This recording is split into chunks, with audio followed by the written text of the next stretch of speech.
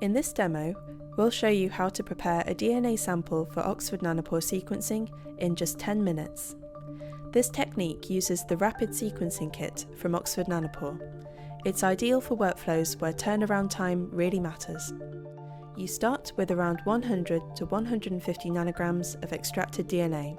We recommend using high molecular weight DNA. Using too little or too much DNA, or DNA of poor quality, can affect your library preparation.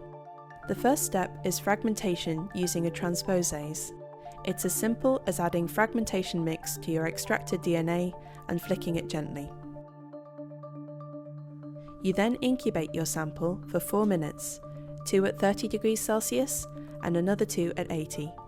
During this short incubation, the transposase fragments the DNA and adds adapter tags to the ends in a single step. These feature rapid attachment chemistry, which is critical to attaching sequencing adapters in the next step. Next, you'll add the sequencing adapters to your fragmented DNA. Just mix the rapid adapter with adapter buffer, add this to your DNA, then leave it at room temperature for 5 minutes.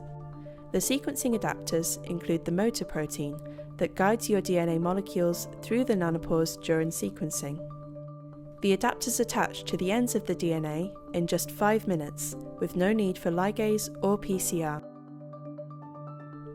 And that's it! Your library prepared in just 10 minutes. All that's left is to prepare your sample for flow cell loading. As we haven't used PCR, this sample is native DNA, giving you access to genomic variants and epigenetic modifications in one go. From this simple process, generate multidimensional sequencing data without the wait.